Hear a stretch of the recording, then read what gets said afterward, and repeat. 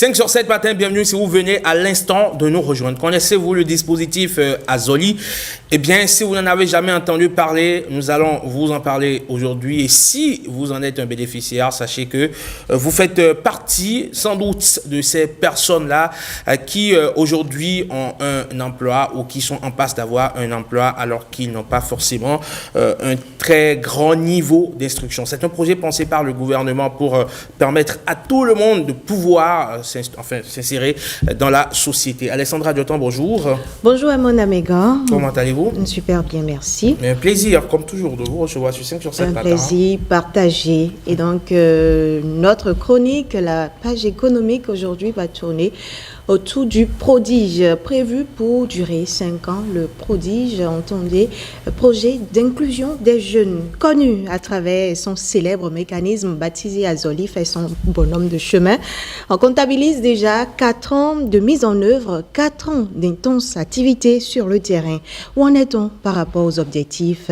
Alors, tout simplement, quelle est l'actualité du projet? On en parle ce matin avec Simplice Togbe, directeur emploi salarié, orientation et prospection à l'Agence nationale pour l'emploi ANPE. Monsieur Togbe, bonjour. Oui, bonjour. Bonjour, madame. Merci et merci à vous d'avoir répondu présent. Le merci, c'est aussi à vous. Alors, Azoli a organisé les 3 et 5 mars dernier, en début donc du mois, 2 ateliers, respectivement à Parakou et l'autre dans le département du Zou, au profit des maires et secrétaires exécutifs des communes. Pourquoi cette initiative? Merci beaucoup. Merci. Pourquoi cette initiative? Oui. 2 raisons fondamentales. Vous venez de le dire, le prodige à travers Azoli, c'est plusieurs années d'intenses activités. Mais est-ce que les maires et les SE savent ce qui est fait? Donc, il était normal qu'à travers cet atelier, ils soient informés. Donc, première raison, c'est une sorte de reddition de comptes. Mais deuxième raison, le dispositif a un peu grippé au niveau des communes. Pourquoi? Parce que beaucoup de maires ne savent pas que c'est un instrument de développement. Beaucoup de secrétaires exécutifs ne savent pas que c'est un outil pour booster l'emploi dans leur commune. Et ce fait que le volet emploi ne transparaît nulle part dans leur cahier de charge. Il était alors important, très important, de faire en sorte que ces maires comprennent d'abord ce qui est fait et qu'ils comprennent aussi que c'est un outil, pas politique, mais un instrument de développement. Est-ce que c'est pensé au départ sous cette forme-là, l'implication des maires, ou est-ce un ajustement que vous êtes en train de faire là? C'est d'ailleurs pour cette raison. C'est d'ailleurs pour cette raison qu'à travers la politique nationale de l'emploi 2025, on a institué l'emploi au niveau des communes. On a fait en sorte que des unités locales de promotion de l'emploi existent au niveau de chaque commune, qui sont des agents dédiés exclusivement à l'emploi, pour fournir l'offre de services au plus près des populations. Donc, les unités locales existent, mais malheureusement, l'autorité, le maire et le SE ne comprennent pas vraiment pourquoi cette unité. Il était alors normal qu'on leur explique que l'unité locale est un agent dédié exclusivement à l'emploi. C'est une sorte de ministre de l'emploi au niveau communal. Beaucoup de maires ne le savaient pas, mais à travers cet atelier, ils l'ont compris et ils l'ont bien compris. Alors justement, ces ateliers ont quand même débouché sur des décisions. Vous pourriez bien partager avec nous ces grandes décisions-là issues des rencontres à Parakou et à Boïko. Très bien. Des décisions ont été prises.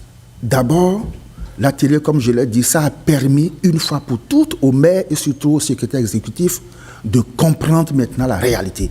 Beaucoup pensaient que c'était un instrument politique.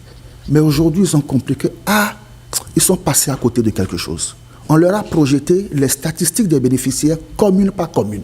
Au moment où certaines communes sont à la hausse, parce qu'ayant compris l'outil, d'autres communes sont à la traîne. Ces maires étaient là. Ils se sont mirés dans ces statistiques.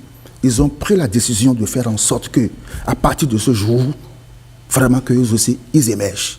Deuxième chose, ce problème que je viens de dire, où l'autorité locale ne comprenait pas souvent l'utilité des ULP, aujourd'hui, ils l'ont compris.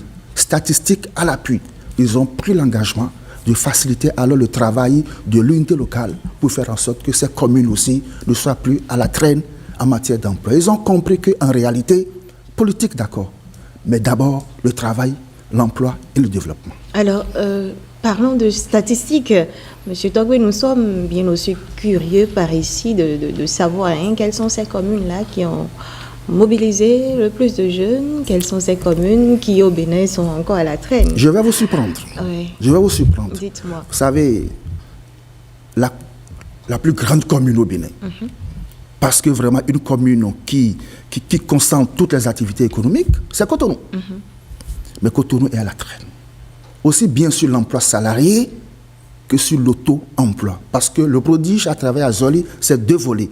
L'accompagnement des jeunes sur l'axe de l'emploi salarié avec des objectifs précis. L'accompagnement des jeunes sur l'axe de l'auto-emploi avec des objectifs précis. Mais Cotonou est à la traîne. L'Atlantique a battu le record. Aussi bien en auto-emploi qu'en emploi salarié. Le Mono, à côté, ils ont certainement compris. Ils ont également battu le record. Viennent également d'autres communes qui s'en sortent royalement. Et quand on remonte au nord? Au nord, oui. Malheureusement, vous savez, les populations du nord, c'est comme si elles sont reculées et ne sont pas souvent informées. D'où la responsabilité des maires de porter l'information. À Parakou, qui est une grande ville, il y en a, mais pas assez. À Natitengu, qui est quand même une ville touristique, il y en a, pas assez, alors que les opportunités existent. Et on leur a projeté des opportunités du moment. À l'instant même, les opportunités sont là. Saisissez-les. Et ils ont compris. Et ils ont promis, cette fois-ci, on va courir. C'est comme si maintenant c'est une course. Sachant que le prodige, on en a encore pour à peine quelques mois, moins d'un an, on va espérer quand même que ces communes-là puissent rattraper leur retard et combler le gap. Alors, le projet d'inclusion des jeunes prodiges qui portent le projet Azoli prend fin, je le disais, le 31 décembre 2025, cette année donc. Quels sont les résultats d'Azoli en termes de chiffres de bénéficiaires à cette date, quand on prend l'ensemble du territoire? Merci. Au début, on a fixé des objectifs. Comme je viens de le dire, sur l'axe de l'emploi salarié, il était question d'impacter 25 000 jeunes en termes de placement. Sur l'auto-emploi, également 25 000 jeunes qui pourront créer leur propre structure et la gérer. À la date d'aujourd'hui, pour l'emploi salarié, nous sommes un peu au-delà de 20 000. Donc je dirais qu'il y a un gap de 5 000 à rattraper. L'auto-emploi également, nous sommes autour de 21 000. Donc un gap de 4 000 à rattraper. Alors globalement, on peut dire que sur les deux volets, nous avons un gap d'environ 10 000, à rattraper. D'accord. Et quel sort pour Azoli, donc, après le prodige? Très bien. Ça, c'est ce que les gens n'ont pas compris. C'est ce que les maires n'ont pas compris. Au cours des deux ateliers, on a entendu, voilà que Azoli va prendre fin. Voilà que Azoli ne prendra pas fin. Ah oui? Du tout pas. Azoli, c'est un dispositif. Alors, c'est comme si on disait la NPE prendra fin. La NPE, c'est une structure pérenne. Azoli n'est qu'un outil, n'est qu'un dispositif intégré dans la NPE. Azoli, c'est l'intermédiation au profit des personnes peu ou pas instruites, comme vous l'avez dit. Des personnes qui n'ont pas été à l'école. Vous savez, on parle tellement des diplômés. Des diplômés, mais il n'y a pas que les diplômés. Il y a ceux-là qui n'ont jamais été à l'école et Azoli s'en occupe. Donc Azoli est éternel dans le temps et dans l'espace. C'est le prodige qui prend fin au 31 décembre.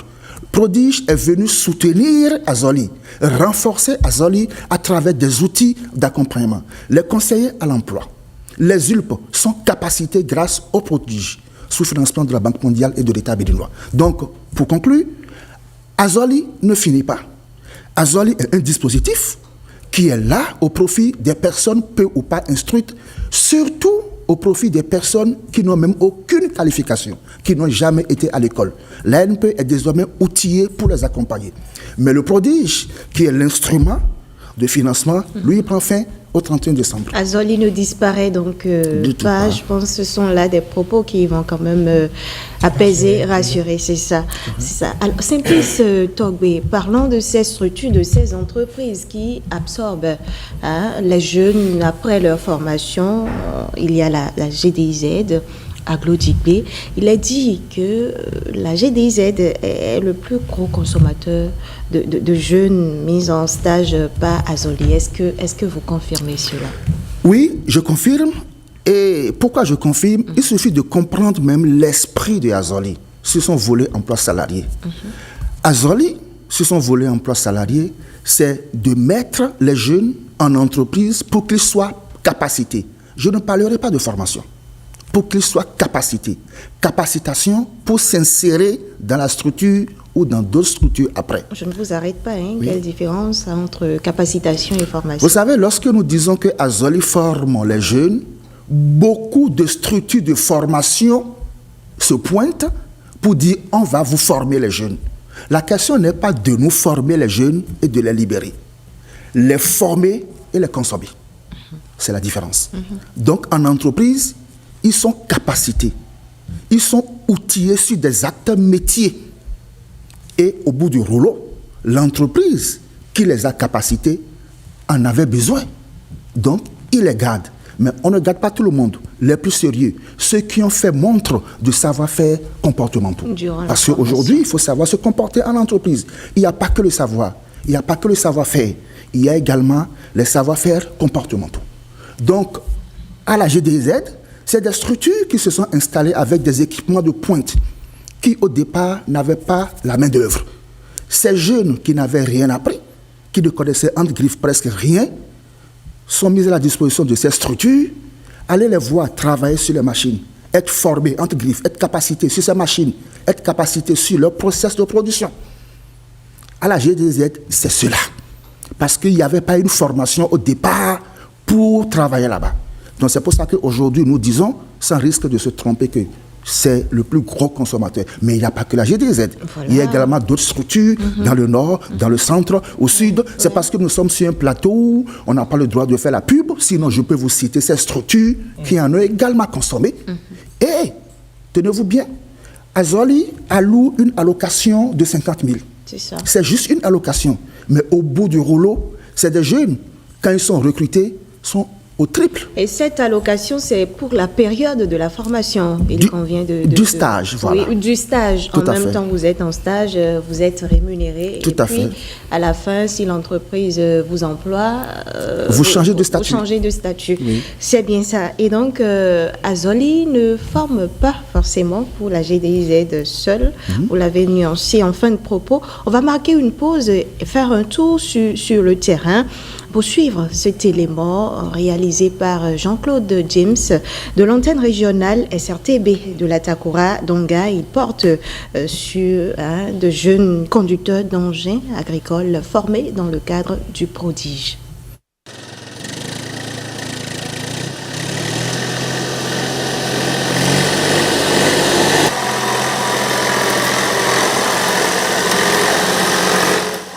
Au volant de cet engin agricole, des stagiaires à Zoli, des jeunes qui n'avaient aucune notion dans le domaine, parlent aujourd'hui de la conduite avec beaucoup d'assurance.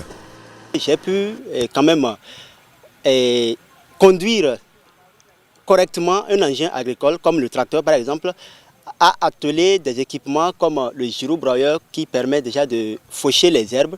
Par exemple la conduite du tracteur aussi, je l'ai maîtrisé et nous avons fait beaucoup d'activités. Par exemple nous avons fait le labour, la remorque et aussi nous avons fait le cultivateur et le semoir et aussi le pulvérisateur. 60 jeunes âgés de 18 à 30 ans avec au plus le BEPC ont bénéficié de cette formation d'un mois assurée par l'équipe de la Sonama. Le gouvernement, à travers le programme Azoli, soutenu par la Banque mondiale, œuvre pour la réalisation de sa vision, la mécanisation agricole.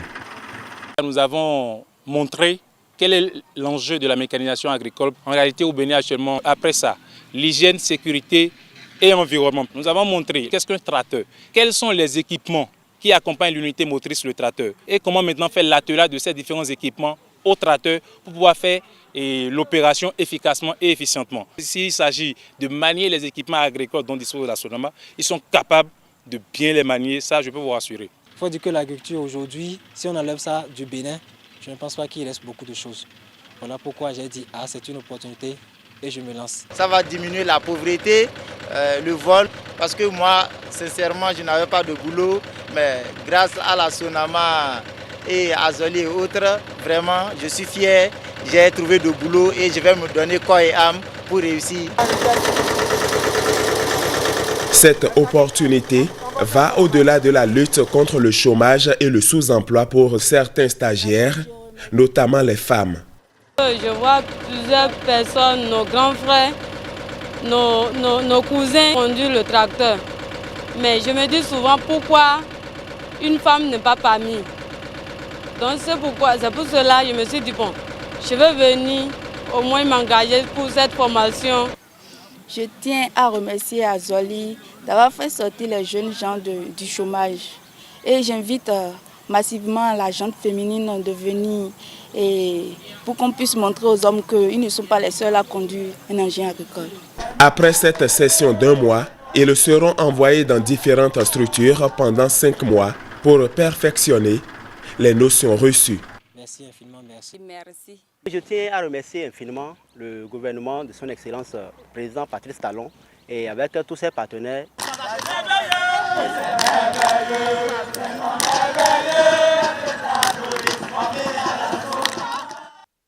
Et donc voilà, ça donne le sourire aux lèvres quand on sait que nous avons de la matière au Bénin, parlant d'exploitation agricole, de grandes superficies à emblaver. On peut s'imaginer que ces jeunes n'auront pas du mal à s'insérer, n'est-ce pas, monsieur? Absolument. Monsieur Togbé. Et comme je le disais, ce n'est pas une formation en l'air pour qu'ils soient livrés sur le marché. Oui. Ils ont été capacités, j'aime ce mot-là, c'est parce que les besoins existent. Donc, aussitôt formés, ils seront injectés dans des entreprises qui avaient exprimé les besoins en amont. C'est de ça qu'il s'agit. D'accord. Alors, comment est-ce que vous justifiez la tranche de 18 à 30 ans retenue comme cible pour Azoli? Bon, vous voyez, comme je viens de le dire, Azoli, c'est pour les jeunes vulnérables. C'est pour les jeunes vulnérables. Peu ou pas instruits. Peu ou pas instruits. Alors, on estime que si vous sortez de cette tranche d'âge, d'autres projets peuvent également vous prendre en charge. Vous savez, quand il y a un dispositif, le dispositif se limite sur sa cible. On définit la cible et on agit sur cette cible. Pourquoi ne pas avoir étendu à 40 ans? Bon, il y a aussi question de moyens. Mais il y a une chose. Ce n'est pas parce qu'on a dit 18 à 30 ans que c'est fermé à ceux qui ont 31, 32 ans. Parce qu'en fait, il faut s'inscrire sur une plateforme www.sica.anpe.bj. N'ayez aucune crainte. Même si vous n'avez jamais été à l'école, les ANPE, les antennes sont là, les UP sont là pour vous aider à vous inscrire. Alors, imaginez un jeune qui s'était inscrit il y a 3 ans et son profil n'a pas encore matché avec une offre. Oui. Et à l'époque où il s'inscrivait, il avait 30 ans. Vous voyez que si aujourd'hui une opportunité s'offre à lui, on ne va pas l'éjecter. Ce n'est pas parce qu'il a 33 ans, donc il faut le comprendre ainsi. D'accord. Et est-ce que le gouvernement a bien fait d'initier le dispositif Azoli? Ce dispositif-là, qui, vous l'avez dit, est pérenne, n'est-ce pas? Oui, madame, je viens de le dire. Vous savez, faites l'expérience vous-même. Lorsqu'on parle de chômage, qui sont ceux qui lèvent la main? C'est les diplômés. Et on se plaît à le dire diplômés sans emploi. Mais et ceux qui ne sont pas diplômés? Pire, ceux qui n'ont jamais été à l'école, ne vont-ils pas manger? Point d'interrogation. Ils doivent manger. Ils ont aussi droit à l'emploi. D'où le dispositif Azoli, qui est dédié à ce groupe cible pour les accompagner aussi bien sur l'axe de l'emploi salarié que sur l'axe de l'emploi indépendant. Nous tendons progressivement vers la fin de notre entretien, Simplice Togbé. Il y a un gap de 10 000 à combler d'ici décembre 2025. Pour finir, qu'est-ce que vous avez à dire à toutes ces personnes-là qui sont inquiets de l'arrivée très imminente de la fin du prodige? Merci. Mais il faut qu'ils frappent aux portes de la NPE. En quoi faisant? Il faut qu'ils viennent s'inscrire. Enfin, il faut se déclarer comme étant dans le besoin. Parce que si vous ne vous déclarez pas, c'est comme si vous n'êtes pas dans le besoin. Il y a des unités mobiles, des ULP qui sillonnent tous les arrondissements pour leur parler de Azoli à ces jeunes. Alors, une fois que vous avez l'information, chers jeunes, décidez-vous parce que quelqu'un a dit, les opportunités existent, mais il n'y en aura pas pour tout le monde au même moment. C'est le moment pour eux qui sortent pour s'inscrire et seront accompagnés, ils obtiendront également leur emploi. Voilà qui vient donc, Herman, conclure la chronique économique de ce matin. On va se donner rendez-vous la semaine prochaine, mercredi, pour un autre numéro. Avec beaucoup de plaisir, Alexandra Djoton. On a pris du plaisir à écouter Monsieur Togui qui nous donnait à l'instant des informations sur le dispositif Azoli, le prodige. Donc, en gros, ceux qui n'ont pas encore eu le temps de postuler ont toujours, on va dire, de la marge pour le faire, pour être encartés dans le projet et pour être pris en charge, bien sûr, afin de pouvoir s'insérer professionnellement. À suivre dans les prochaines minutes, le décryptage de la liste du sélectionneur national Guénot Puliro. Derrière, nous aurons le forum de discussion. On vous parlera d'entrepreneuriat féminin, des stratégies pour grandir et prospérer. Nous serons avec des femmes entrepreneurs qui, chacune d'entre elles dans leur domaine, ont pu réussir. Elles partagent avec nous le secret de la réussite et de la prospérité. 5 sur 7 matin, rendez-vous tout de suite avec Géraud Viuami.